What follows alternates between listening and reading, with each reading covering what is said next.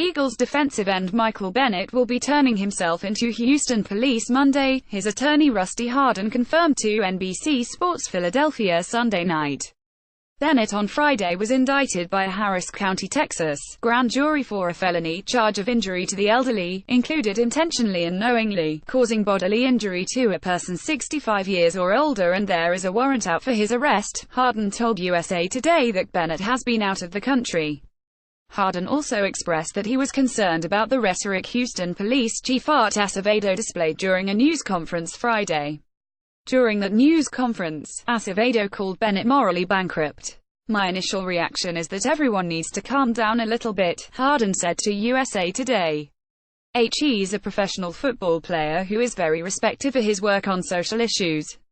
"I'm going to take my time to find out what occurred." Bennett is accused of injuring a 66-year-old paraplegic woman who was working at NRG Stadium during Super Bowl 51. He faces a penalty of up to 10 years in prison and a $10,000 fine. A league source told NBC Sports Philadelphia's Derek Gunn that neither the Eagles nor the Seahawks knew about the incident before Bennett's trade to the Eagles. Mike Wallace had a bad day back in February 2009. Back then, the new Eagles receiver was just a young prospect hoping to shock the world at the NFL Combine. But, according to the story he told Friday at his introductory press conference in Philadelphia, Wallace tweaked his hamstring before the 40-yard dash. He didn't break the record, instead settling for a time of 4.33 seconds, which just happened to be the second fastest time recorded that year. With a smile, Wallace said he would have run a 4.1 sans injury, so after 9 years in the league, what time could Wallace run today? Probably like 4.3. "I told you my hamstring was tweaked that day," Wallace said, showing off a quick wit to go along with his lightning foot speed. "I told you. I was running slow. That was a bad day for me. I had plans on breaking the record when I got there, but the hammy tweaked up. It's good. Still not going to stop the show. I think I can run a 4.3. Whenever you want to race, just let me know. Whenever you're ready, just let me know, baby.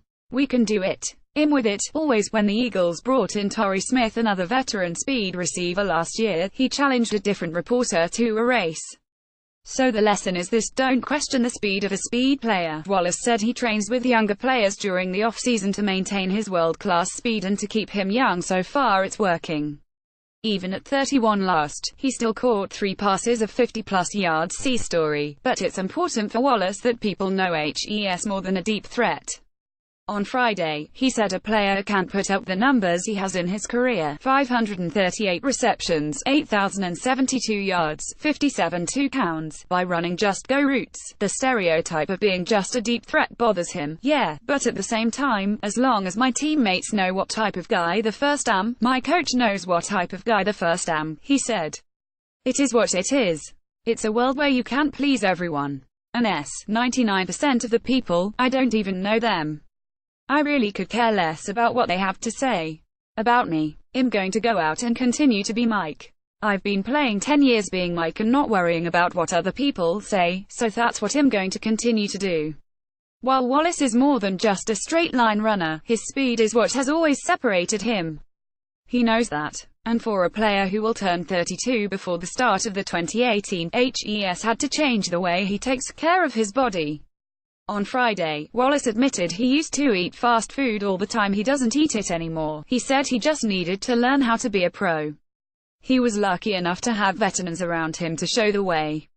Now, that veteran. As weird as he said it is for people to think of him as the old guy, Wallace is more than happy to help a younger player learn the ropes. He'd also probably be happy to whip them in a race too. Some random late March thoughts on Michael Bennett, Chris Carter, Mike Wallace, Billy Brown and of course Nick Foles in this weekend's 10 Random Eagles Observations. 1.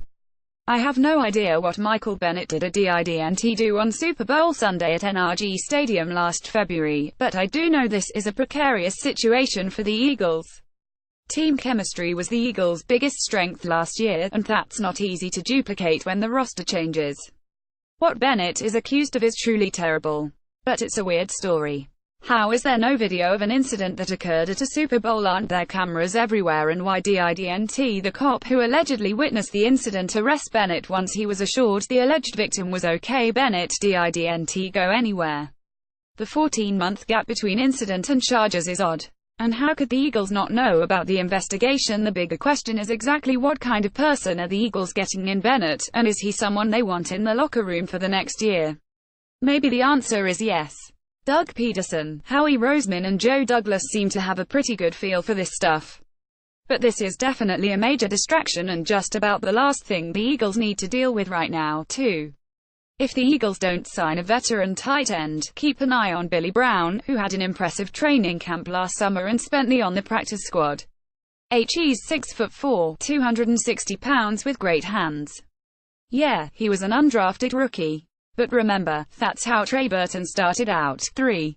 Don't listen to anyone who tells you Mike Wallace isn't a significant upgrade over Torrey Smith. Wallace last year had 16 more catches, 52-36, 318 more yards, 748-430, twice as many TDs, 4-2, and a much higher yards per catch average, 14.4 to 11.9. Over the last 2 years, the difference is more dramatic: 124 for 1,765 to 56 for 697 with inferior QBs.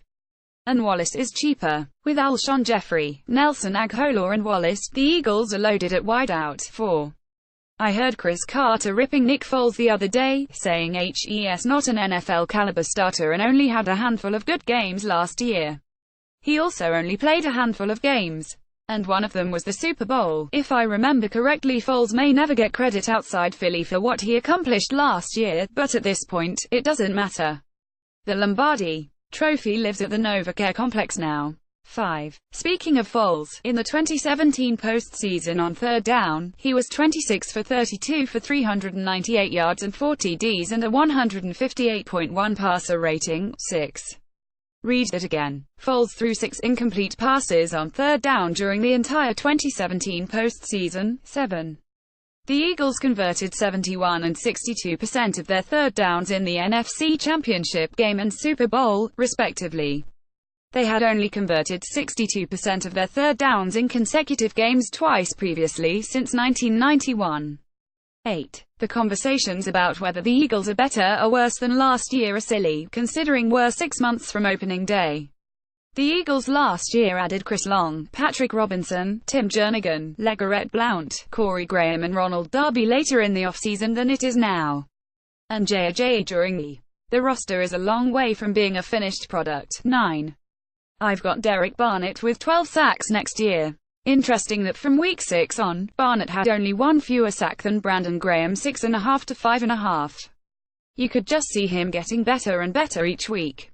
Can't wait to see the 2018 version of Derek Barnett. 10. And finally, we need to keep throwing up Carson Wentz stats so nobody forgets just how freaking talented he is. Wentz had 10 games last year with 2 or more touchdowns and 1 or fewer interceptions. Only 4 quarterbacks in NFL history have ever had more through 13 games: Aaron Rodgers, Tom Brady, Peyton Manning and Tony Romo. Pretty good company. Except for Romo.